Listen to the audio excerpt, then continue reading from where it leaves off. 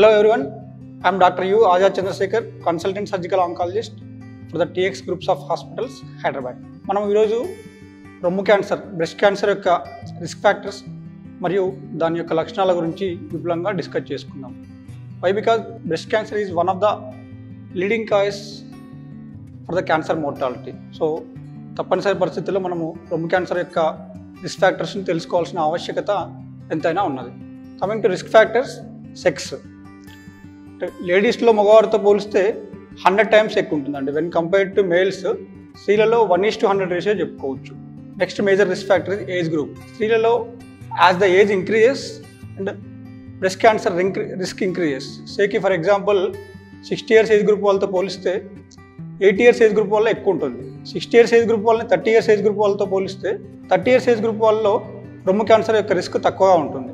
So as the age increases రొమ్ము cancer యొక్క risk కూడా ఇంక్రీజ్ అవుతూ ఉంటుంది. So prolonged oestrogen cycles, early menarche and late menopause, అంటే ఎర్లీ ప్రౌఢదశ ప్లస్ లేట్ మెనోపాజ్ ఉన్న వాళ్ళలో ప్రొలాంగ్డ్ ఈస్ట్రోజన్ సైకిల్స్ పెరగడం వల్ల వాళ్ళకు రొమ్ము క్యాన్సర్ సాధారణ స్త్రీలతో పోలిస్తే ఎక్కువగా వచ్చే అవకాశం ఉంటుంది. అదేవిధంగా late child birth after 35 years, అంటే ఫస్ట్ చైల్డ్ బర్త్ మొదటి కాన్పు 35 years దాటిన వాళ్ళలో నార్మల్ స్త్రీలతో పోలిస్తే రొమ్ము క్యాన్సర్ అనేది ఎక్కువ వచ్చే అవకాశం ఉంటుంది. ఏదైనా వేరే క్యాన్సర్స్కు ఛాతీ భాగానికి రేడియోథెరపీ తీసుకున్న వాళ్ళలో కూడా పోస్ట్ రేడియోథెరపీ బ్రెస్ట్ క్యాన్సర్ వచ్చే అవకాశము నార్మల్ స్త్రీలలో పోలిస్తే ఎక్కువగా ఉంటుంది. అదేవిధంగా post hormone replacement therapy. So infertility కోసం ప్రొలాంగ్డ్ ఇయర్స్లో మనకు హార్మోన్ రీప్లేస్మెంట్ థెరపీ వాడిన స్త్రీలలో కూడా రొమ్ము క్యాన్సర్ అనేది సాధారణ స్త్రీలతో పోలిస్తే వచ్చే అవకాశము ఎక్కువగా ఉంటుంది. మరియు post menopausal obesity and smoking కూడా మనకు రొమ్ము క్యాన్సర్ యొక్క రిస్క్ ఫ్యాక్టర్స్ కింద చెప్పుకోవచ్చు. Last and most important is around 5% of the రొమ్ము క్యాన్సర్స్ మనకు హెరిడిటరీ బ్రెస్ట్ క్యాన్సర్స్ ఉన్నాయండి. సేకి for example more than 2 successive generations వాళ్ళ అమ్మగారికి వాళ్ళ అమ్మమ్మ గారికి రొమ్ము క్యాన్సర్ ఉండొచ్చో వాళ్ళ నెక్స్ట్ జనరేషన్ వాళ్ళకు కూడా వచ్చే ఛాన్స్ ఎక్కువగా ఉంటుంది. అదేవిధంగా వాళ్ళ సిస్టర్స్ కానీ వాళ్ళ అమ్మగారు కానీ రొమ్ము క్యాన్సర్తో పాటు అండాశయం క్యాన్సర్ ఉన్నా కూడా నెక్స్ట్ జనరేషన్స్కి రొమ్ము క్యాన్సర్ వచ్చే అవకాశం ఎక్కువగా ఉంటుంది.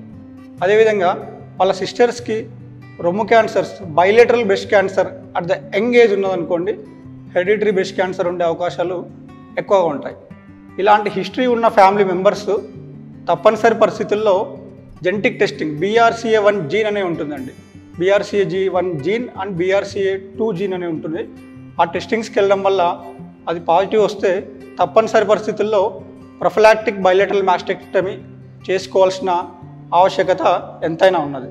సేకి for example US famous heroine Angelina Jolie, తను వాళ్ళ అమ్మగారికి వాళ్ళ అమ్మమ్మ గారికి హెరిడిటరీ బ్రెస్ట్ క్యాన్సర్ ఉండడం వల్ల తను కూడా బ్రాకా టెస్టింగ్ చేయించుకొని ప్రొఫిలాక్టిక్గానే బైలేటరల్ మాస్టెక్టమీ చేయించుకోవడము, మరియు అదేవిధంగా ఈ BRCA1 జీన్ పాజిటివ్ ఉన్న వాళ్ళలో అండాశయం క్యాన్సర్ వచ్చే అవకాశం కూడా ఉంటుంది. కాబట్టి తను బైలేటరల్ ప్రొఫిలాక్టిక్ ఊఫ్రెక్టమీ కూడా చేయించుకొని చక్కగా బైలేటరల్ బ్రెస్ట్ రీకన్స్ట్రక్షన్ కూడా చేయించుకున్నది. సో మనం ఈ పైన తెలిపినటువంటి ఏ హిస్టరీ ఉన్నా వాళ్ళు తప్పనిసరిగా డాక్టర్ గారిని కన్సల్ట్ అయ్యి జెనెటిక్ టెస్టింగ్కి వెళ్ళడం అనేది చాలా ఉత్తమమైన ఇది అండి.